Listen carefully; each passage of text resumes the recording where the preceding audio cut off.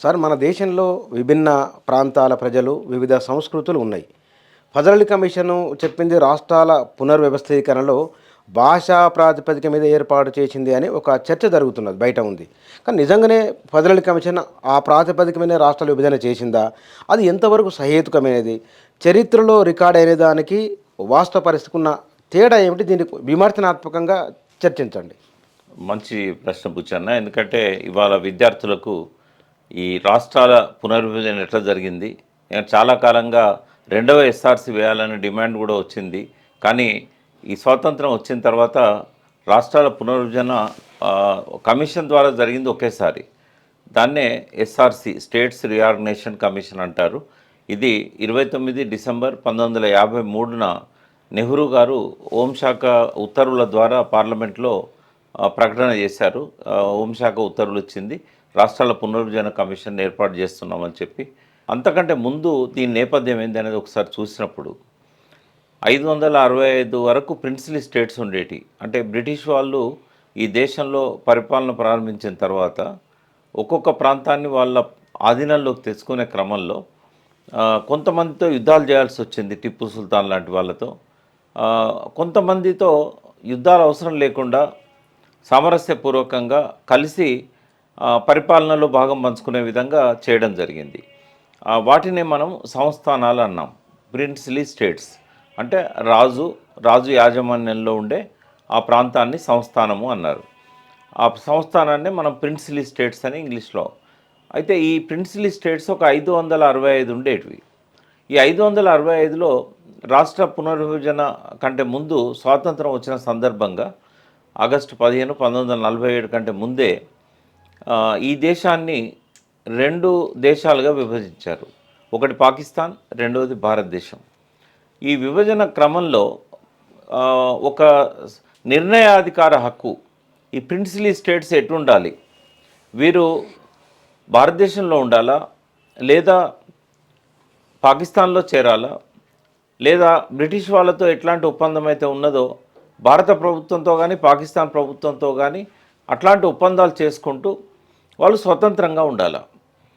ఈ ఒప్పందాలలో ప్రధానంగా అంతకుముందు ప్రిన్స్లీ స్టేట్స్తో ఎట్లుండేదంటే ప్రిన్స్లీ స్టేట్స్ బ్రిటిష్ వారి సైన్యాన్ని పోషించడానికి, వారి రక్షణ కోసం బ్రిటిష్ వారు ప్రయత్నం చేస్తారు కాబట్టి ఆ సైన్య పోషణకు కొంత ప్రతి సంవత్సరం వాళ్ళు పన్ను చెల్లించాల్సి ఉండేది. దానివల్ల ఆ రక్షణ బాధ్యతలన్నీ బ్రిటిష్ వాళ్ళ ఆధీనంలో ఉండేటివి. తర్వాత ఈ రహదారులు కావచ్చు, తర్వాత కొన్ని రకాల కస్టమ్స్ ఇట్లాంటి వ్యవహారాలలో కానీ, విదేశీ వ్యవహారాలు కానీ, ప్రధానంగా రక్షణ, విదేశీ వ్యవహారాలు, కమ్యూనికేషన్స్, ఇవి ఈ ప్రిన్స్లీ స్టేట్స్కి వాటి మీద స్వేచ్ఛ లేదు. వాటిని బ్రిటిష్ తమ ఆధీనంలో పెట్టుకొని ఈ ప్రిన్స్లీ స్టేట్స్కి పరిమిత స్వేచ్ఛను వారు ఇచ్చారు. ఈ సంస్థానాలన్నింటిలో కూడా అతిపెద్ద సంస్థానం హైదరాబాద్, నిజాం రాజ్యం అంటాం మనం. ఈ ప్రిన్స్లీ స్టేట్స్ అన్నిటిని కూడా రాష్ట్రాలలో కలపాలి అంటే అంతకుముందు దానికి ఒక ప్రాతిపదికన లేకుండా వల్లభాయ్ పటేల్ గారు ఒప్పందాలు చేసుకున్నారు. ఈ ఒకే భాష మాట్లాడే వాళ్ళు అనేక రాష్ట్రాల్లో ఉన్నారు, భిన్న భాషలు మాట్లాడే వాళ్ళు ఒక రాష్ట్రంలో ఉన్నారు. కాబట్టి ఏదైనా ఒక సైంటిఫిక్ అంటే శాస్త్రీయమైన పద్ధతిలో రాష్ట్రాల పునర్విభజన జరగాలని చెప్పి 1953 డిసెంబర్ 29న జవహర్లాల్ నెహ్రూ గారు పార్లమెంట్లో భాషా రాష్ట్రాల ప్రాతిపదికన చెప్పలేదు, రాష్ట్రాల పునర్విభజన కమిషన్ను ఏర్పాటు చేస్తూ ఉత్తర్వులు ఇచ్చారు. హోంశాఖ ద్వారా ఉత్తర్వులు అమల్లోకి వచ్చినాయి. సో వెంటనే ఆ కమిషన్ ఏర్పాటైంది. ఆ కమిషన్లో రిటైర్డ్ జస్టిస్ ఫజల్ అలీ గారు, ఆ సమయంలో ఆయన ఒరిస్సా గవర్నర్గా బాధ్యతలు కూడా నిర్వహిస్తున్నారు. కౌన్సిల్ ఆఫ్ స్టేట్స్లో సభ్యునిగా ఉన్న హృదయనాథ్ కుంజుడును, ఈజిప్టులో భారత రాయబారిగా ఉన్న కవలం మాధవ ఫణిక్కర్ని, ఈ ముగ్గురితోని స్టేట్స్ రీఆర్గనైజేషన్ కమిషన్ని 1953 డిసెంబర్ 29న నెహ్రూ ఏర్పాటు చేశారు. అదే రోజు ఆ ప్రకటన కూడా వెలువడింది. అయితే వీళ్ళంతా ఏం చేశారంటే ఈ ముగ్గురు కూడా ఒక 2 సంవత్సరాల పాటు అంటే దాదాపు 1954 అండ్ 55 ఈ 2 సంవత్సరాలు విస్తృతంగా పర్యటనలు చేశారు. ఆనాటి బ్రిటిష్ ఇండియాలో ఉన్న 565 సంస్థానాలు, వాటిలో 210 ఎస్టేట్స్ ఉండేటి. ఈ 565 సంస్థానాల్లో 210 ఎస్టేట్స్ కూడా ఉండేది. వీటన్నిటికీ సంస్థానాధిపతులతో భారత వైస్రాయ్ ఒప్పందాలు కుదుర్చుకున్నారు అంతకుముందే. వాటిలో 21 సంస్థానాలు మాత్రమే ఒక రాష్ట్రానికి కావలసిన స్థాయిలో ఉండేది. అంటే భౌగోళిక పరిమాణం కానీ అదే విస్తీర్ణం కానీ పెద్దగా ఉండేవి. ఈ 21 సంస్థానాలు అంటే 565 సంస్థానాలలో 210 కేవలం ఎస్టేట్స్ మాత్రమే, చాలా చిన్నగా ఉండేటివి అవి. మిగిలినవి కూడా చాలా పరిమితమైన అంటే వనరులను కలిగి ఉండి విస్తీర్ణంలో కూడా చాలా చిన్న స్థాయిలో ఒక రాష్ట్రానికి ఉండాల్సిన లక్షణాలు లేకుండా ఏదో ఒక రాష్ట్రంలో భాగమైతే తప్ప వాటి మనుగడ సాగించలేని ఆ పరిమాణంలో చాలా విస్తీర్ణంలో చాలా చిన్నగా ఉండడం అనేది జరిగింది. అంటే వారికి ఈజీ అయింది. ఇంకా 21 సంస్థానాలు మాత్రమే ఒక రాష్ట్రం ఇస్తే మనుగడ సాగించగలిగే స్థాయిలో అవి ఉండేవి. ఆ 21 సంస్థానాలలో ప్రధానంగా మనం చెప్పాల్సి వస్తే హైదరాబాద్, బరోడా, మైసూర్, జమ్మూ కాశ్మీర్, గ్వాలియర్ ఇవి చాలా పెద్దవి. వీటిలో కూడా అన్నిటికంటే పెద్దది హైదరాబాద్, దాని తర్వాత జమ్మూ కాశ్మీర్. ఇక మిగిలినవన్నీ కూడా ఏదో ఒక రాష్ట్రంలో భాగం కావాల్సిందే. జనాభాలో ఈ సంస్థానాలు అన్నింటిలో కూడా హైదరాబాదే మొదటి స్థానం. 1951 సెన్సెస్ చూస్తే 1,63,38,534 మంది హైదరాబాద్ సంస్థానాల్లోనే ఉన్నారు. ఇంతమంది ఈ 565 సంస్థానాల్లో ఏ ఒక్క సంస్థానంలో కూడా లేరు. అయితే ఈ సంస్థానాల విలీనం సందర్భంగా ప్రధాన పాత్ర వహించింది వల్లభాయ్ పటేల్. వల్లభాయ్ పటేల్కి ఎందుకు ఆ బాధ్యత ఇచ్చారంటే ఆయన హోంశాఖ మంత్రి. దేశంలో మొట్టమొదటి స్వాతంత్రానంతరం భారతదేశం మొదటి హోంశాఖ మంత్రి వల్లభాయ్ పటేల్. ఆయనకు కార్యదర్శిగా మీనన్ ఉండేవారు, విపి మీనన్. వీరిద్దరు కలిసి సంస్థానాధిపతులతో మాట్లాడి వారిని భారతదేశంలో విలీనం చేయడం జరిగింది. అదేవిధంగా స్టేట్స్ రీఆర్గనైజేషన్ కమిషన్ నాటికే హైదరాబాద్ భారతదేశంలో విలీనమైంది, జమ్మూ కాశ్మీర్ కూడా భారతదేశంలో విలీనమైంది. ఎటువంటి సంస్థానాలు కూడా వివాదాస్పదంగా ఆనాటికి లేవు. దాదాపుగా విలీనం అనే ప్రక్రియ పూర్తయింది. విలీన ప్రక్రియ పూర్తయినా కూడా ఆ ప్రాంతాలలో ఉన్న వాళ్ళను అంటే ప్రజల భాష, ప్రజల సంస్కృతి, అక్కడున్న నైసర్గిక స్వరూపం, అక్కడున్న ఆర్థిక స్వావలంబన, నదులు, బౌండరీస్ అన్నీ కూడా నదులతోనే విభజించబడి ఉండేది. అంతకుముందు ఏ రెండు రాష్ట్రాల మధ్య కూడా ఏదో ఒక ప్రధానమైన నది ఉండేది. అదేవిధంగా ట్రిబ్యూటరీస్ కూడా రాష్ట్రాలను విభజిస్తూ వచ్చేవి. సో ఇట్లా మరి ఏ ప్రాతిపదిక తీసుకోవాలి? చాలామంది చరిత్రను వక్రీకరిస్తూ దీన్ని భాషా రాష్ట్రాల కమిషన్ అన్నారు. అంటే రాష్ట్రాల పునర్విభజన కమిషన్ పేరునే భాషా రాష్ట్రాల ఏర్పాటు కోసం ఏర్పడ్డ కమిషన్. దాని పేరే భాషా రాష్ట్రాల కమిషన్ రాయడం మొదలుపెట్టారు. 57 ఏళ్ళు సమైక్య రాష్ట్రంలో కోస్తాంధ్ర నాయకులు కానీ రాయలసీమ నాయకులు కానీ చరిత్రను వక్రీకరించిన దానిలో ఇదొక ప్రధానమైన అంశం. వాస్తవంగా రాష్ట్రాల పునర్విభజన కమిషన్కి నెహ్రూ కానీ ఎవరు కూడా అట్లాంటి ఆదేశాలు ఇవ్వలేదు. భాషా ప్రాతిపదికన రాష్ట్రాలు విభజించాలని ఎవరు కూడా చెప్పలేదు. కానీ వారు కొన్ని ప్రాతిపదికగా పెట్టుకున్నారు. ఈ రాష్ట్రాల పునర్విభజన కమిషన్ ఏర్పాటు చేస్తూ హోంశాఖ ఒక తీర్మానం విడుదల చేశారు.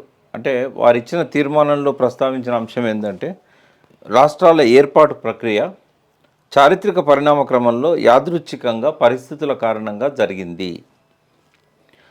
100 సంవత్సరాలు అంతకు మించి ఈ రాష్ట్రాలు కలిసి ఉండడం వలన రాజకీయంగా, పరిపాలనా పరంగా, సాంస్కృతిక సంబంధాలతో తమకు తాము అభివృద్ధి చెందినవి, వాటి మధ్య సంబంధాలు కూడా అభివృద్ధి చెందినవి. అంటే ఈ ప్రిన్స్లీ స్టేట్స్ అనేటి మద్రాస్ ప్రెసిడెన్సీలో కానీ ఇతర ప్రెసిడెన్సీలలో కానీ 100 సంవత్సరాలకు పైగా ఉండడం వల్ల అక్కడ భిన్న భాషలున్నా, భిన్న సంస్కృతులు ఉన్నా కూడా వారు కలిసి సామరస్యపూర్వకంగా కలిసి ఒక భౌగోళిక ప్రాంతంలో ఉండడం జరిగింది, అభివృద్ధి కూడా చెందడం జరిగింది.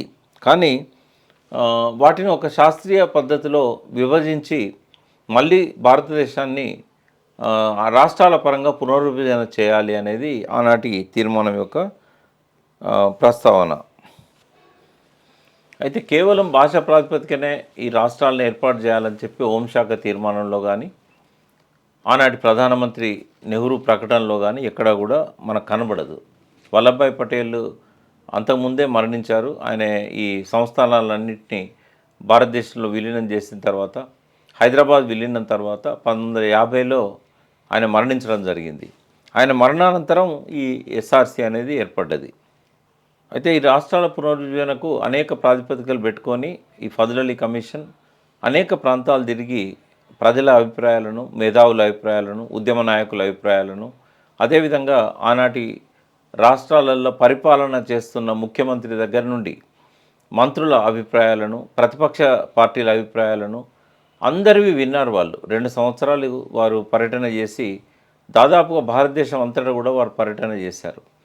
అప్పుడు మన హైదరాబాద్కు వారు వచ్చినప్పుడు జయశంకర్ గారు ఆనాడు విద్యార్థిగా ఉన్నారు, ఆనందరావు తోట విద్యార్థిగా ఉన్నాడు, ఉస్మానియా యూనివర్సిటీ విద్యార్థులంతా కూడా ప్రతినిధి బృందంగా వచ్చి మాకు తెలంగాణ రాష్ట్రాన్ని ప్రత్యేకంగా ఏర్పాటు చేయాలి. అప్పటికే ఆంధ్ర రాష్ట్రం ఏర్పడ్డ రోజే ఖమ్మం జిల్లాను ప్రత్యేకంగా ప్రకటించడం జరిగింది. ఎందుకంటే అంతకుముందు తెలంగాణలో 8 జిల్లాలు ఉండేది, ఖమ్మం మొత్తం కూడా వరంగల్ జిల్లాలో భాగంగా ఉండేది. కాబట్టి ఖమ్మంను వరంగల్ నుంచి విడదీసి 9వ జిల్లాగా తెలంగాణలో ఏర్పాటు చేయడం జరిగింది. సో ఈ 9 జిల్లాల తెలంగాణను విడిగా ఉంచాలి. విశాలాంధ్ర ఉద్యమ లక్ష్యం ఏదైతే ఉన్నదో ఈ తెలంగాణ ప్రాంతాన్ని ఆంధ్రతో కలపాలని ఉంది. ఆంధ్రతో కలపడం వల్ల మేము ఈ నీళ్లు, నిధులు, నియామకాల విషయంలో నష్టపోతాము అని చెప్పి ఆనాడే జయశంకర్ గారు, ఆనందరావు తోట లాంటి పెద్దలు, వారితో పాటుగా ఆనాటి ప్రముఖ కాంగ్రెస్ నాయకులు అని చెప్పొచ్చు, అందులో మంత్రుల స్థాయిలో ఉన్న కొండ వెంకటరంగారెడ్డి గారు, అదేవిధంగా మర్రి చెన్నారెడ్డి గారు, వారిద్దరు కూడా ఆనాడు బూరుగుల రామకృష్ణారావు గారి ప్రభుత్వంలో మంత్రులుగా కొనసాగుతున్నారు. వారితో పాటు హైదరాబాద్ స్టేట్ కాంగ్రెస్ అధ్యక్షుడు జేవి నరసింగరావు, ఈ ముగ్గురు కూడా మాకు తెలంగాణ సపరేట్గా ఉండాలని చెప్పి వారు చెప్పడం జరిగింది. తెలంగాణ శాసనసభ్యుల్లో అత్యధికులు కూడా ప్రత్యేకంగా మాకు తెలంగాణ ఏర్పాటు చేయాలన్నారు. కానీ ఆనాడు హైదరాబాద్ శాసనసభలో కమ్యూనిస్టు ఎమ్మెల్యేలు కూడా చాలామంది ఉండేవారు. కమ్యూనిస్ట్ పార్టీ మాత్రం అప్పుడు ఉమ్మడి కమ్యూనిస్టుగానే ఉంది, ఇంకా సిపిఎం ఏర్పడలేదు. ఆ కమ్యూనిస్ట్ పార్టీ మాత్రం భాషా ప్రాతిపదికన రాష్ట్రాలు ఏర్పాటు చేయాలనే ఒక డిమాండ్ను ముందుకు తెచ్చి ఒకే భాష మాట్లాడే వాళ్ళంతా ఒకే రాష్ట్రంలో ఉండాలి కాబట్టి విశాలాంధ్ర రాష్ట్రాన్ని ఏర్పాటు చేయాలని చెప్పి ఆనాడు కమ్యూనిస్ట్ ఎమ్మెల్యేలంతా కోరడం జరిగింది. ఆనాడు ఫజల్ అలీ కమిషన్ కలిసిన వాళ్ళల్లో ఆనాటి ప్రముఖ కమ్యూనిస్ట్ నాయకులు చంద్ర రాజేశ్వరరావు గారు, పుచ్చలపల్లి సుందరయ్య గారు, దేవులపల్లి వెంకటేశ్వరరావు గారు, ఇతరులంతా ఉన్నారు. దేవులపల్లి వెంకటేశ్వరరావు గారు తెలంగాణ ప్రాంతానికి సంబంధించిన వ్యక్తి అయినా కూడా కమ్యూనిస్టు పార్టీ నిర్ణయానికి తల వంచి ఆయన వారితో పాటు ప్రతినిధి బృందంలో కూడా వెళ్లాల్సి వచ్చింది. సో తెలంగాణకు సంబంధించిన కమ్యూనిస్టు నాయకుల మీద ఆంధ్ర కమ్యూనిస్టుల పెత్తనం బలంగా ఉండేది. ఉద్యమం జరిగింది ఇక్కడ, తెలంగాణ సాయుధ పోరాటం జరిగింది ఇక్కడ, కానీ నాయకత్వం మాత్రం మాదే అని చెప్పి వారు అంటే ఎక్కడో గుంటూరులో, మద్రాసులో తలదాచుకుంటూ అజ్ఞాత జీవితం గడుపుతూ తెలంగాణ సాయుధ పోరాట ప్రాంతాలతో సంబంధం లేకున్నా కూడా ఆ పార్టీలో ఉన్న పదవులను అడ్డుపెట్టుకొని వారు తెలంగాణ మీద పెత్తనం చేశారు. సో వారు తీసుకున్న చారిత్రక తప్పిదమైన నిర్ణయాలలో తెలంగాణను ఆంధ్రతో కలపాలి, భాషా ప్రాతిపదికన రాష్ట్రాన్ని ఏర్పాటు చేయాలనే నిర్ణయం కూడా ఈ కమ్యూనిస్టు చరిత్రలో ఒక తప్పిదం అని చెప్పి చరిత్రకారుల విశ్లేషణ జరిగింది కూడా అదే. ఆ తర్వాత 2001లో కల్వకుంట్ల చంద్రశేఖరరావు గారి సారథ్యంలో ఉద్యమం ప్రారంభమైన తర్వాత ప్రత్యేక తెలంగాణ రాష్ట్రం కొంతకాలానికి దాదాపు 2009 తర్వాత సిపిఐ తెలంగాణకు అనుకూలంగా వారు బలమైన వాణిని వారు వినిపించారు. వారి ఆనాటి చారిత్రక తప్పిదాన్ని 69లో కానీ 1954లో కానీ విశాలాంధ్రకు సపోర్ట్ చేస్తూ వారు తీసుకున్న నిర్ణయాలు తప్పు అని చెప్పి మళ్ళీ వాళ్ళే ప్రత్యేక రాష్ట్రం కోసం ఉద్యమంలో భాగస్వాములు కావడం జరిగింది. ఇది చంద్రశేఖరరావు గారు ఉద్యమం ప్రారంభించాక కొన్ని సంవత్సరాలకి ఈ సిపిఐ నాయకులంతా కూడా ఏకగ్రీవంగా 2 రాష్ట్రాలుగా ఈ తెలుగు ప్రాంతాన్ని విడదీయాలి, ఆంధ్ర రాష్ట్రాన్ని విడదీయాలి, ఆంధ్రప్రదేశ్ని అని చెప్పి ఆనాటి నారాయణ గారు సిపిఐకి అధ్యక్షునిగా ఉన్నారు. వారి సారథ్యంలోనే ఈ రెండు ప్రాంతాల్లో కూడా ఆ సిపిఐ నాయకులంతా విభజనకు సిద్ధంగా ఉన్నామని చెప్పి ప్రకటనలు చేస్తూ వారు ప్రజల్లో కూడా వచ్చి పాదయాత్రలు చేశారు, ఆందోళన కార్యక్రమాల్లో కూడా చురుగ్గా పాల్గొన్నారు. అయితే సిపిఐ వాళ్ళు ఆనాడు బలంగా ఉండడం వల్ల ప్రత్యేక రాష్ట్ర నినాదానికి అంత బలం సమకూరలేదు. రాష్ట్ర విభజన కమిషన్ ముందట ప్రధాన అధికార పార్టీ కాంగ్రెస్లో కేవలం ఈ ముగ్గురు తప్ప, కొండ వెంకటరంగారెడ్డి, మరి చెన్నారెడ్డి, జేవి నరసింగరావు, ఈ ముగ్గురు తప్ప మిగిలిన ప్రముఖ కాంగ్రెస్ నాయకులు ఆనాడు పివి నరసింహారావు కావచ్చు, తర్వాత రామానంద తీర్థ కావచ్చు. రామానంద తీర్థకు కేంద్రంలో కూడా చాలా పలుకుబడి ఉండేది. ఆయన మరాఠవాడ ప్రాంతానికి సంబంధించిన వ్యక్తి అయినా కూడా తెలుగు ప్రజల మీద కూడా ఆయన ప్రభావం చాలా ఉండేది. ఈ స్టేట్ కాంగ్రెస్ ప్రధాన నాయకునిగా ఉన్న రామానంద తీర్థ ఆనాడు వ్యతిరేకించాడు, విశాలాంధ్ర నినాదాన్ని సమర్థించాడు. సో ఆయన అనుచరులు కూడా అందరూ ఆయన బాట పట్టారు. ఇంకా ప్రధానమైన కారణం ఏంటంటే ఈ భాష ప్రాతిపదికన రాష్ట్రాలు ఏర్పాటు చేయాలనే డిమాండ్ని ఆనాటి ప్రముఖ కవులంతా వినిపించారు. దాశరథి కృష్ణమాచార్యులు కానీ, కాళోజీ నారాయణరావు గారు కానీ, దేవులపల్లి రామానుజరావు కానీ, ఆనాటి రచయితలు కవులంతా తెలుగు భాష పట్ల ఉన్న ప్రేమతోని తెలుగు భాష మాట్లాడే వాళ్ళంతా ఒకే రాష్ట్రంగా ఉండాలని చెప్పి వారు చెప్పడం జరిగింది. వారు ఇక్కడ నీళ్లు, నిధులు, నియామకాలలో ఎట్లాంటి అన్యాయాలు జరగబోతాయి అనే విషయంలో వారికి ఎవరికి కూడా అవగాహన లేదు. ఆనాడు వారిని ఈ అవగాహనతోని నచ్చజెప్పడానికి ఏ నాయకులు కూడా ప్రయత్నం చేయలేదు. మరి చెన్నారెడ్డి, కేవీ రంగారెడ్డి, జేవి నరసింహారావు గారు పత్రికా సమావేశాల్లో మాట్లాడడం, బహిరంగ సభల్లో మాట్లాడడం తప్ప ఒక లాబియింగ్ ప్రక్రియ అనేది జరగలేదు. కనీసం ఆనాటి కమ్యూనిస్టు నాయకుల దగ్గర పోయి మనం వీళ్ళతో కలిస్తే ఇగో ఈ రంగాలలో నష్టపోతాం, నిజాం మనకు అనేక ప్రాజెక్టులకు రూపకల్పన చేశారు, బూర్గుల రామకృష్ణరావు గారి ప్రభుత్వం కూడా ఆ ప్రాజెక్టులు అమలు చేయడానికి ప్రయత్నం చేస్తున్నది, మరి మనము ఆంధ్రతో కలిసినట్టయితే వారే ముఖ్యమంత్రులు అవుతారు, ఈ ప్రాజెక్టులను రానియరు, అట్లే మన దగ్గర ఉద్యోగాలు ఇప్పటికే ఆంధ్ర ప్రాంతం వాళ్ళతో ఇక్కడ నిండిపోయినాయి. 1952లో గైర్ ముల్కీ ఉద్యమం ఏదైతే జరిగిందో ఆ ఉద్యమ ప్రభావం కూడా ఆనాటి యువకుల మీద, నాయకుల మీద ఉన్నది. సో 1948 సెప్టెంబర్ 17న పోలీస్ యాక్షన్ జరిగిన తర్వాత పెద్ద ఎత్తున ఆంధ్ర వాళ్ళని తీసుకొచ్చి మన ఉద్యోగాలలో ప్రముఖ స్థానాలలో పెట్టారు. ముల్కీ రూల్స్కు భంగం కలిగిస్తూ వాటిని చెత్తబుట్ట దాఖలు చేస్తూ ముల్కీ రూల్స్కు భిన్నంగా ఆంధ్ర ప్రాంత విద్యావంతులను తీసుకొచ్చి ఇక్కడ అనేక డిపార్ట్మెంట్స్లో డైరెక్టర్ల స్థాయిలో, ఏ పోలీస్ డిపార్ట్మెంట్లో అయితే సూపరింటెండెంట్ ఆఫ్ పోలీస్ అంటే ఎస్పీ స్థాయిలలో, ఐజీ స్థాయిలలో, డీజీపీ, డిఐజీ స్థాయిలలో ఇక్కడ నియమించడం, రెవెన్యూలో అయితే కలెక్టర్లలో ఎక్కువ మంది ఆంధ్ర ప్రాంతం వాళ్ళని తీసుకొచ్చి నియమించడం, విద్యా సంస్థలలో తెలుగు భాష అప్పటికి అధికార భాషగా 1950లో ఏర్పడ్డది. 50 కంటే ముందు ఇక్కడ తెలుగు ఉన్నత కళాశాలల్లో లేదు కాబట్టి తెలుగు భాషలో పోస్ట్ గ్రాడ్యుయేషన్ చేసిన వాళ్ళు, తెలుగు భాషలో గ్రాడ్యుయేట్ చేసిన వాళ్ళు కావాలని నోటిఫికేషన్లు ఇస్తే ఇక్కడ ఎవరు కూడా అర్హత పొందిన వాళ్ళు, ఉత్తీర్ణులైన వాళ్ళు లేరు కాబట్టి పెద్ద సంఖ్యలో ఆంధ్ర ప్రాంతం నుంచి ఉద్యోగులను ఇక్కడున్న ఉపాధ్యాయులుగా కళాశాలల్లో, పాఠశాలల్లో నియమించడం జరిగింది. తెలంగాణలోని మారుమూల ప్రాంతాలకు పోయినా కూడా ఆంధ్ర ప్రాంత ఉపాధ్యాయులే మనకు కనబడేవారు. సో ఈ అన్యాయాలను చూసి ఇక్కడ విద్యావంతులు, యువకులు మాకు ఈ ఆంధ్రతో పొత్తు వద్దు, మా ఉద్యోగాలు పోతాయని చెప్పి వాళ్ళు పెద్ద ఎత్తున ఆందోళన చేశారు. అదేవిధంగా నీళ్ళల్లో మాకు అన్యాయం జరుగుతుందని చెప్పి ఆనాడు ఆ నీళ్ళ విషయంలో కూడా ఫజల్ అలీ కమిషన్ గారికి నివేదిక ఇచ్చినప్పుడు స్పష్టంగా మాకు ఈ ప్రాజెక్టులు రావు, కృష్ణా గోదావరి జిల్లాలలో మాకు అన్యాయం జరుగుతుందని చెప్పి జయశంకర్ గారు కానీ ఇతరులు కానీ చెప్పడం జరిగింది. అదేవిధంగా ఆనాడు హైదరాబాద్ సర్ప్లస్ స్టేట్గా ఉంది. అంటే నిధుల విషయంలో హైదరాబాద్కు అత్యధిక నిధులు అందుబాటులో ఉన్నాయి, ఆర్థిక వనరులు బలంగా ఉన్నాయి, పుష్కలంగా ఉన్నాయి. ఆంధ్రతో కలిసినట్టయితే మా తెలంగాణ నిధులన్నీ కూడా ఆంధ్రకు తరలిపోతాయి, మా హైదరాబాద్కు మా నిధులు మాతో మేము అభివృద్ధి చేసుకునే పరిస్థితి సమైక్య రాష్ట్రంలో ఉండదు అని చెప్పి కూడా స్పష్టంగా చెప్పారు. అయితే ఫజల్ అలీ కమిషన్ వీటన్నిటి మీద చర్చించి వారి నివేదికలు కూడా ప్రస్తావించారు. తెలంగాణను ఆంధ్రతో కలిపినట్టయితే నీళ్లు, నిధులు, నియామకాలలో ఎట్లాంటి అన్యాయాలు జరగబోతున్నాయో తెలంగాణ వాళ్ళల్లో ఈ భయాలు ఉన్నాయని చెప్పి ఫజల్ అలీ కమిషన్ స్పష్టంగా తమ నివేదికలో పేర్కొనడం జరిగింది. ఈ అంటే వ్యక్తిగతంగా వాళ్ళంతా నమ్మిళ్ళు ఒకవేళ తెలంగాణను ఆంధ్రతో కలిపితే నిజంగానే ఈ రంగాలలో అన్యాయం జరిగే అవకాశం ఉంది, తెలంగాణకు ప్రాజెక్టులు రాకపోవచ్చు అని చెప్పి వారి భయాలను, వారి సందేహాలను ఆనాటి ఎవరైతే వాళ్ళ ముందు ప్రస్తావించిందో ఆ అంశాలన్నింటినీ కూడా నివేదికలో పొందుపరచడానికి కారణం ఏంటంటే ఇట్లాంటి అపోహలు ఉన్నాయి, ఇట్లాంటి భయాలు ఉన్నాయి, ఇట్లాంటి అనుమానాలు ఉన్నాయి. వీటన్నిటిని ప్రస్తావించి ఆంధ్ర బాగా అభివృద్ధి చెందింది బ్రిటిష్ వారి పాలనలో, తెలంగాణ వెనుకబడింది, ఇక్కడంతా ఆసఫ్జాయిల పాలన జరిగింది.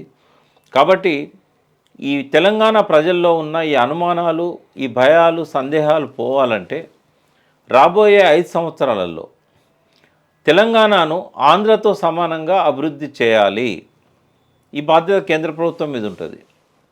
అంటే హైదరాబాదును ఆంధ్రతో సమానంగా అభివృద్ధి చేసిన తర్వాత 1962లో జరగబోయే ఎన్నికలు అంటే ఆ రాష్ట్రాల పునర్విభజన ద్వారా రాష్ట్రాల ఏర్పాటు జరిగి మొదటిసారి ఎన్నికలు జరుగుతాయి ఆ రాష్ట్రాలలో. మళ్ళీ రెండవసారి ఎన్నికలు జరిగేటప్పుడు అంటే మన దగ్గర 1962లో జరిగినాయి. రెండవసారి ఎన్నికలు జరిగినప్పుడు తెలంగాణ ప్రాంతం నుంచి ఎన్నికైన శాసనసభ్యుల్లో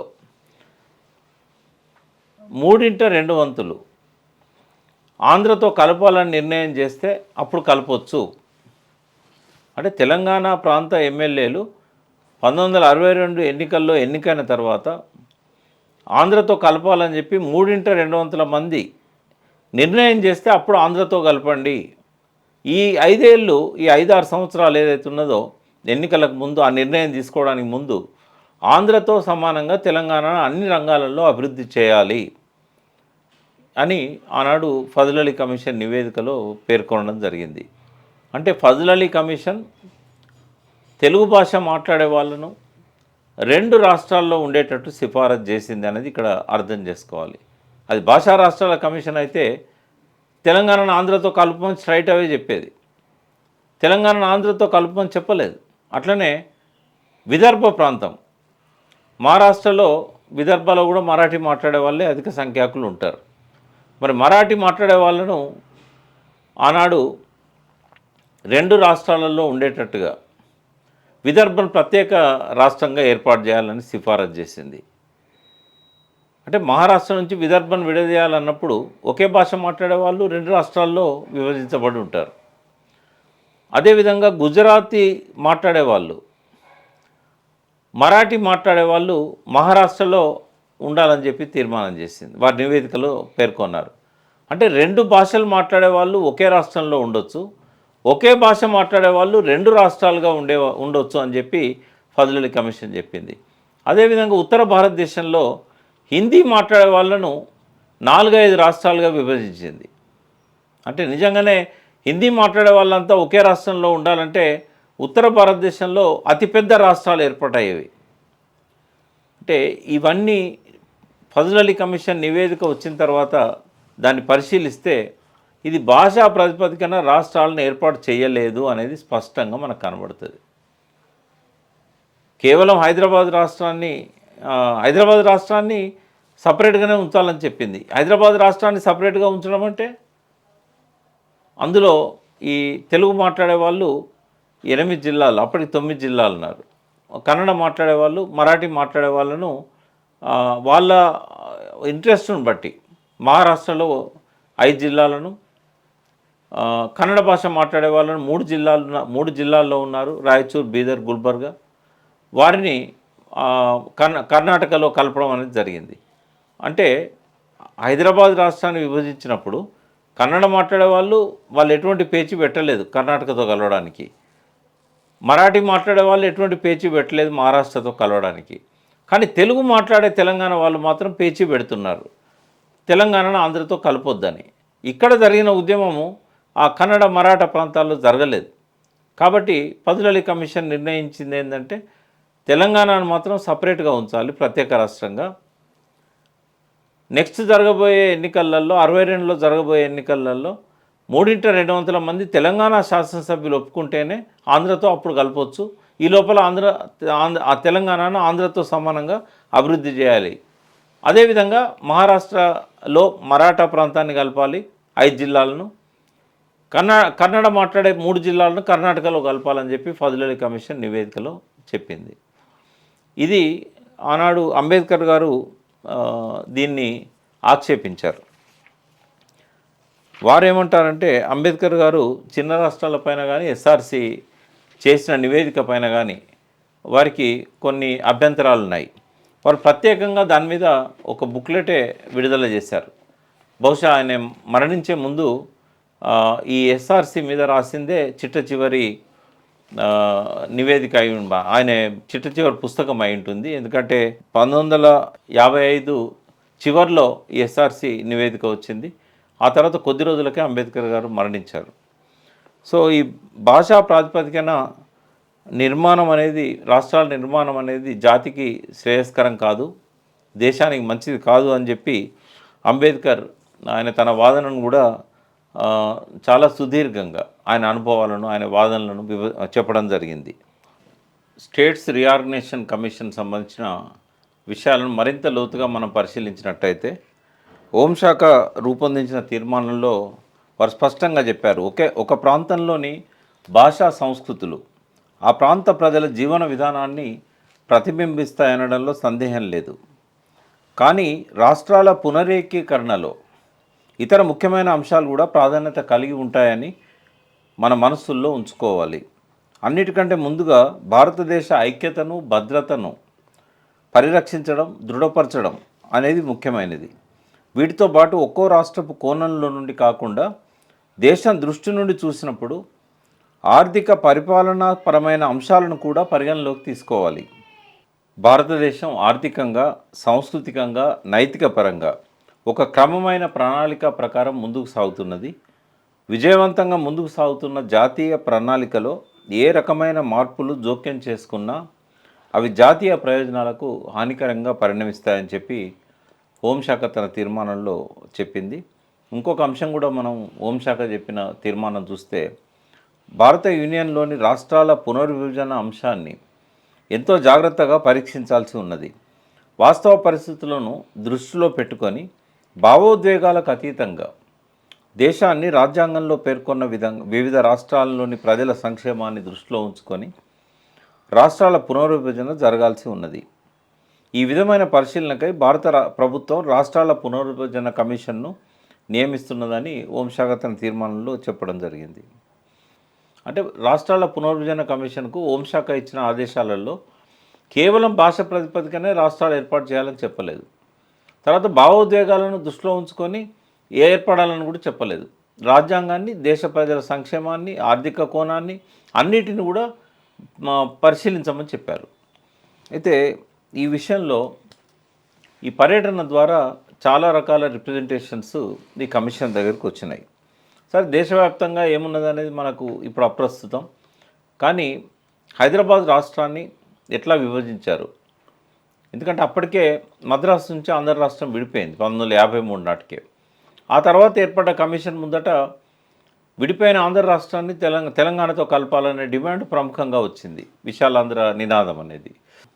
అంటే డిసెంబర్ 29, 1953న రాష్ట్రాల కమిషన్ ఏర్పడ్డది, రాష్ట్రాల పునర్విభజన కమిషన్. ఆ తర్వాత 2 నెలల కాలంలో వారు విధి విధానాలన్నీ కూడా రూపొందించుకొని ఫిబ్రవరి 23, 1954న ఒక పత్రికా ప్రకటన చేశారు ఫజల్ అలీ గారు. ఈ పత్రికా ప్రకటనలో ఎవరికైనా అభ్యంతరాలున్నా, విజ్ఞప్తులున్నా, వారి డిమాండ్స్, వారి కోరికలు మా ముందు సమర్పించాలి. ఈ ఏప్రిల్ 24 అనేది, అంటే ఫిబ్రవరి 23న ఈ ప్రకటన జారీ చేశారు. 2 నెలల సమయం ఇచ్చారు. ఏప్రిల్ 24 లోపు ఈ విజ్ఞప్తులన్నీ మాకు పంపాలి, అదే తుది గడువు అని చెప్పారు. ఆ తుది గడువు లోపల 152,250 విజ్ఞప్తులు వచ్చినాయి. అంటే వీటిలో పరిశీలించదగినవి 2,000 లోపు మాత్రమే అని చెప్పి ఫజల్ అలీ కమిషన్ చెప్పింది. విశాలాంధ్ర ఏర్పాటు చేయాలని చెప్పి కమిషన్ను కలిసిన వాళ్ళల్లో, హైదరాబాద్కు వచ్చినప్పుడు ఫజల్ అలీ కమిషన్ కలిసిన వాళ్ళల్లో ప్రముఖులు ఎవరంటే విశాలాంధ్ర మహాసభ అధ్యక్షుడు అయ్యదేవర కాళేశ్వరరావు గారు, బివి సుబ్బారాయుడు గారు, దేవులపల్లి రామానుజారావు గారు, ఎంపీ అఖ్తర్ హుస్సేన్ గారు, పద్దం ఎల్లారెడ్డి గారు కమ్యూనిస్ట్ నాయకులు, రావి నారాయణ రెడ్డి గారు, చంద్ర రాజేశ్వరరావు గారు, ఇతర కమ్యూనిస్ట్ నాయకులు కూడా ఆనాడు ఎస్ఆర్సి ముందుకొచ్చి విశాల ఆంధ్రను ఏర్పాటు చేయాలని చెప్పి డిమాండ్ చేశారు. కాంగ్రెస్ పార్టీకి సంబంధించి మాత్రం ప్రాంతాల వారీగా విజ్ఞప్తులు వచ్చాయి. అందులో ప్రధానంగా తెలంగాణ రాష్ట్రాన్ని విడిగా ఏర్పాటు చేయాలని కేవీ రంగారెడ్డి గారు, వారి నాయకత్వంలో హరిశ్చంద్ర హెడా ఆయన ఎంపీగా ఉన్నారు, జేవి నరసింహరావు గారు కాంగ్రెస్ పార్టీ అధ్యక్షులుగా ఉన్నారు, అరిగే రామస్వామి గారు దళిత నాయకులు, అట్లే మరి చెన్నారెడ్డి గారు, వీరంతా కూడా ఆ కమిషన్ను కలిసి తెలంగాణను ప్రత్యేక రాష్ట్రంగా ఉంచాలని కోరారు. వీరి విజ్ఞప్తిలో ప్రధానమైన అంశం ఏంటంటే ఈ రెండు తెలుగు రాష్ట్రాల నిర్మాణాన్ని ఏర్పాటు చేయాలి, ఆంధ్ర తెలంగాణ. 9 తెలంగాణ జిల్లాలతో పాటు బస్తరు, అదేవిధంగా సెంట్రల్ ప్రావిన్సెస్, చాందా జిల్లాలోని కొన్ని ప్రాంతాలు, హైదరాబాద్ రాష్ట్రంలోని కన్నడ మరియు మహారాష్ట్రాలలోని కొన్ని తెలుగు ప్రాంతాలు, అంటే వీటన్నిటిని కూడా తెలంగాణలో కలపాలని చెప్పి కేవీ రంగారెడ్డి గారి అధ్యక్షతన కాంగ్రెస్ నాయకులు ఫజల్ అలీ కమిషన్ను కోరడం జరిగింది. వారు అన్న దానిలో ఒక ప్రముఖమైన అంశం ఏంటంటే కేవీ రంగారెడ్డి గారి విజ్ఞప్తిలో తెలంగాణ రాష్ట్రం కొరత రాష్ట్రంగా కాక ఆర్థికంగా పరిపాలనా విషయంగా పటిష్టంగా ఉండగలదు. అంటే ఏ రకమైన కొరత తెలంగాణ రాష్ట్రానికి ఉండదు, పరిపాలన పరంగా కానీ ఆర్థిక పరంగా కానీ. ఇంకా వారు కంపేర్ చేస్తూ ప్రస్తుతం ఏర్పడ్డ ఆంధ్ర రాష్ట్రం కన్నా తెలంగాణలో తలసరి ఆదాయం జాతీయ ఆదాయం కన్నా ఎక్కువగా ఉంది, కాబట్టి తెలంగాణ ఆర్థికంగా మనగలుగుతుంది, ఆంధ్ర రాష్ట్రంతో కలపాల్సిన అవసరం లేదు అని చెప్పి వారి అంకెలతో సహా ఫజల్ అలీ కమిషన్ గణాంకాలతో సహా వివరించడం జరిగింది. 1954 జూన్ 29న హైదరాబాద్లో తన విచారణను ఎస్ఆర్సి ప్రారంభించింది. ఇప్పుడున్న గ్రీన్లాండ్స్లోని గతంలో ముఖ్యమంత్రులు నివసించిన భవనంలో ఈ ఫజల్ అలీ, కుంజ్రు, ఫనిక్కర్ ఈ ముగ్గురు కూడా వివిధ రాజకీయ పార్టీల ప్రతినిధులను కలవడం జరిగింది. జూన్ 30, జూలై 1-2 తేదీల్లో అన్ని రాజకీయ పార్టీల ప్రతినిధులు కమిషన్ వచ్చి కలిశారు. జూలై 2న ఎస్ఆర్సి సభ్యులు రాజప్రముఖగా ఉన్న ఆనాటి నిజాం ఉస్మాన్ అలీ ఖాన్ ఆయన రాజ్భవన్లో కలిసి కూడా చర్చించడం జరిగింది, ఏం చేస్తే బాగుంటుంది. ఆయన ఏం చెప్పారనేది వెల్లడి కాలేదు, బట్ ఆయన అభిప్రాయాలను కూడా కమిషన్ తీసుకున్నది. జూలై 8న హైదరాబాద్ ప్రదేశ్ కాంగ్రెస్ కమిటీ తన రిప్రజెంటేషన్ ఇస్తూ కమిషన్ ముందట తెలంగాణ ప్రాంతంతో పాటు మధ్యప్రదేశ్లో ఉన్న చాందా అంటే చంద్రాపూర్ డిస్ట్రిక్ట్, బస్తర్ జిల్లాలు అంటే బస్తర్ జిల్లా తర్వాత ఛత్తీస్గఢ్లో పోయింది, అంతకుముందు అది మధ్యప్రదేశ్లో ఉంది. అట్నే చంద్రాపూర్ కూడా అప్పుడు మధ్యప్రదేశ్లో ఉంది, తర్వాత దాన్ని మహారాష్ట్రలో కలపడం జరిగింది. అయితే ఈ రెండు కూడా చంద్రాపూర్లో తెలుగు మాట్లాడే వాళ్ళు ఎక్కువ ఉన్నారు, బస్తర్లో తెలుగు మాట్లాడే వాళ్ళు ఎక్కువ ఉన్నారు. కాబట్టి తెలంగాణ ప్రాంతంతో పాటు ఈ రెండు జిల్లాలు, అదేవిధంగా తూర్పుగోదావరి జిల్లాలో భద్రాచలం తాలూకా ఆనాడు ఉండేది, ఒక రాములవారి గుడి తప్ప భద్రాచలం మొత్తం కూడా తూర్పుగోదావరి జిల్లాలో ఆంధ్రాలో ఉండేది. మద్రాసు నుంచి విడిపడ్డ ఆంధ్ర రాష్ట్రంలో భద్రాచలం భాగం. ఈ భాగాన్ని కూడా భద్రాచలం తాలూకాను కూడా పూర్తిగా తెలంగాణలో కలపాలని చెప్పి ఆనాడు ప్రదేశ్ కాంగ్రెస్ కమిటీ సూచించింది. వారన్న ఇంకొక అంశం ఏంటంటే ప్రదేశ్ కాంగ్రెస్ కమిటీ తెలంగాణను వారు చెప్పినట్టుగా విభజిస్తే 60,000 చదరపు మైళ్ళ వైశాల్యంతో 17 కోట్ల ఆర్థిక రాబడితోని స్వయం పోషకంగా ఉంటుందని చెప్పారు. అయితే ముఖ్యమంత్రి ఆనాడు 1954 జూలై 8న ఒక పక్కన ఫజల్ అలీ కమిషన్ విచారణ జరుగుతున్న సమయంలో ఆయన వరంగల్ వచ్చినప్పుడు ఆడ కాంగ్రెస్ కార్యకర్తలు నిలదీశారు, నీ అభిప్రాయం చెప్పవా నువ్వు అంటే ఆయన ఒకటే అన్నాడు, వాద ప్రతివాదనలను నివారించడం కోసం హైదరాబాద్ ప్రభుత్వం ఎలాంటి అభిప్రాయాన్ని ప్రకటించడం లేదు. మంత్రులు మాత్రం వ్యక్తిగతంగా వారి అభిప్రాయాలు చెప్తున్నారు. ప్రభుత్వం తరఫున నేను ఎటువంటి అభిప్రాయాన్ని నేను చెప్పదలుచుకోలేదు అని చెప్పాడు. మంత్రివర్గం ఏ నిర్ణయం చేస్తుందో ఆ నిర్ణయానికి నేను కట్టుబడి ఉంటాను అని కూడా ఆయన చెప్పాడు. ఎందుకంటే ఆనాడు కాంగ్రెస్ పార్టీ మీద కానీ మంత్రుల మీద కానీ బూర్గులకు అంత పట్టు లేదు. ఎవరి అభిప్రాయాలు వాళ్ళు చెప్తున్నప్పుడు తను ఒక న్యూట్రల్ స్టాండ్ తీసుకోవాలని చెప్పి ఆనాడు నిర్ణయం తీసుకున్నాడు. కానీ తర్వాత ఆనాటి హోంమంత్రి గోవింద్ వల్లభ్ పంత్ కానీ నెహ్రూ కానీ బూర్గుల మీద ఒత్తిడి తీసుకొచ్చి తెలంగాణను ఆంధ్రతో కలపడానికి ఆయనను ఒప్పించడం జరిగింది. ఆ ఒప్పందం తర్వాత ఆయన నా మరణ శాసనం మీద నేను సంతకం పెట్టి వచ్చానని కూడా హైదరాబాద్ ఎయిర్పోర్ట్లో దిగిన తర్వాత విలేకరులకు చెప్పడం జరిగింది. అంటే తనకి ఇష్టం లేకపోయినా కూడా హైదరాబాద్ను ఆంధ్రతో కలపడానికి బలవంతంగా తనను ఒప్పించారనేది ఆయన మాటల్లో మనం గ్రహించవచ్చు.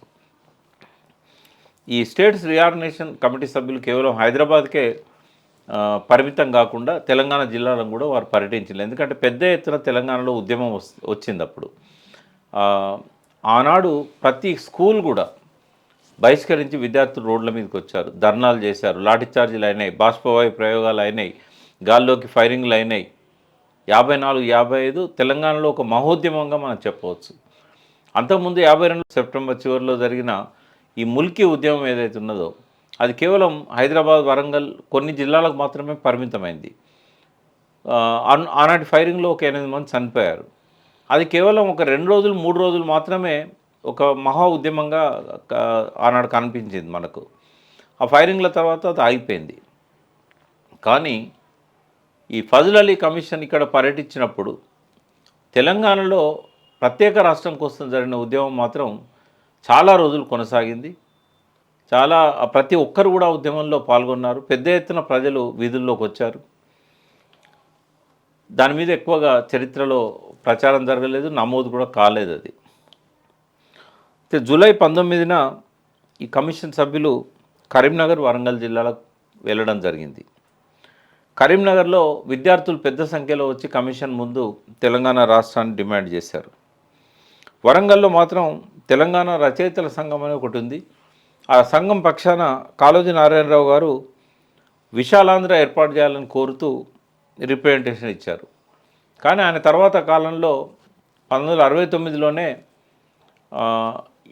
ఏదైతే భాషా ప్రాతిపదికన మేము రాష్ట్రం కావాలనుకున్నామో అది మా తప్పిదము, ఈ ఆంధ్ర వారితో మనం కలిసి ఉండలేము అని చెప్పి 69లోనే కాళోజీ నారాయణరావు గారు ప్రత్యేక తెలంగాణ రాష్ట్రాన్ని డిమాండ్ చేశారు. దాశరథి కృష్ణమాచార్యులు మాత్రం ఆయన ప్రత్యేక రాష్ట్రాన్ని కోరలేదు. వారి సోదరుడు దాశరథి రంగాచార్య 69లో ఆయన ఏం మాట్లాడలేదు, కానీ 96 నుంచి మాత్రం ప్రత్యేక తెలంగాణ కావాలని చెప్పి ఆయన భావించారు. ఆయన తెలంగాణ రాష్ట్రాన్ని కూడా చూడడం జరిగింది. ఆనాడు వరంగల్ జిల్లాలో ఉన్న పరిస్థితి చూస్తే మొత్తం జిల్లాలో ఒక 10 హై స్కూళ్ళు ఉన్నాయి, ఒక ఇంటర్మీడియట్ కాలేజ్, మల్టీపర్పస్ కాలేజీ. అదే సమయంలో గుంటూరు జిల్లాలో చూస్తే 225 హై స్కూళ్ళు, 6 డిగ్రీ కాలేజీలు ఉన్నాయి. ఇక్కడనేమో డిగ్రీ కాలేజీ ఒక్కటి కూడా లేదు వరంగల్లో. అంటే అంత వ్యత్యాసం ఉండేది ఆంధ్రకు తెలంగాణకు. అట్లాగే వరంగల్లో ఉన్న ప్రముఖ నాయకులలో భిన్నాభిప్రాయాలు ఆనాడు వ్యక్తమైనవి. వరంగల్లో కమిషన్ను కలిసిన వాళ్ళల్లో కాంగ్రెస్ ముఖ్య నేత నూకల రామచంద్రారెడ్డి గారు తెలంగాణ రాష్ట్రాన్ని కోరుతూ ఎస్ఆర్సీకి ఆయన విజ్ఞప్తి చేశారు రాతపూర్వకంగా. కానీ అదే సమయంలో రామానంద తీర్థ, పివి నరసింహారావు గారితో సన్నిహితంగా ఉన్న అగ్రివాచారి మాత్రం విశాలాంధ్రను కోరిండు. కానీ ఇదే అగ్రివాచారి 69 ఉద్యమంలో ప్రత్యేక తెలంగాణ కావాలన్నాడు. ఆంధ్ర ప్రాంతం నుంచి వచ్చి హైదరాబాద్లో స్థిరపడ్డ ప్రముఖ న్యాయవాది బండారు చంద్రమౌళీశ్వరరావు ఆయన విశాలాంధ్రను కోరిండు. అంటే ఇక్కడ మనకు స్పష్టంగా కనబడుతుంది, తెలంగాణలో స్థిరపడ్డ ఆంధ్రులంతా విశాలాంధ్రను కోరారు. ప్రముఖ కవులు విశాలాంధ్రను కోరిండ్లు, కమ్యూనిస్టు నాయకులు కూడా విశాలాంధ్రను కోరారు. కానీ ప్రజలు, తెలంగాణలోని కొందరు ముఖ్య నాయకులు వీరు మాత్రం ప్రత్యేక రాష్ట్రమే ఉండాలన్నారు. అదేవిధంగా వరంగల్, కరీంనగర్తో పాటుగా ఈ ఫజల్ అలీ కమిషన్ తెలంగాణతో పాటు మరఠ్వాడ, అదేవిధంగా కన్నడ జిల్లాలున్న ఉత్తర కర్ణాటక ప్రాంతాన్ని కూడా తిరిగింది, పర్యటించింది. అదేవిధంగా సెప్టెంబర్ 6న కర్నూలు నుంచి వాళ్ళ ఆంధ్ర పర్యటన ప్రారంభించారు. ఆంధ్రలో కూడా వారు అనేక ప్రాంతాలు తిరిగారు. ఆ సమయంలో ఫజల్ అలీ కమిషన్ ముఖ్య చైర్మన్ అయిన ఫజల్ అలీ గారు అనారోగ్యం గురైనలు. ఆ సమయంలో కొంతమంది ముఖ్య నాయకులకు మాత్రమే ఆయన ఆంధ్రలో ఇంటర్వ్యూలు ఇచ్చారు. ముఖ్యమంత్రికి, ఉప ముఖ్యమంత్రికి, ఆనాడు ప్రకాశం పంతులు ఉండే, అదేవిధంగా ముఖ్యమంత్రిగా బెజవాడ గోపాలరెడ్డి గారు, ఉప ముఖ్యమంత్రిగా నీలం సంజీవరెడ్డి గారు తర్వాత ఎన్నికయ్యారు. వారికి కూడా తను ఇంటర్వ్యూలు ఇచ్చాడు, కానీ ప్రజలను పెద్దగా కలవలేదు ఆయన అనారోగ్య కారణం వల్ల. దేశవ్యాప్తంగా కూడా ఫజల్ అలీ కమిషన్ పర్యటించింది. వారు 1954 ఏప్రిల్ 8న వారి పర్యటన ప్రారంభిస్తే 1955 జూలైలో వారి పర్యటన ముగిసింది. మొత్తం దేశంలో 104 ప్రాంతాలను వారు పర్యటించారు.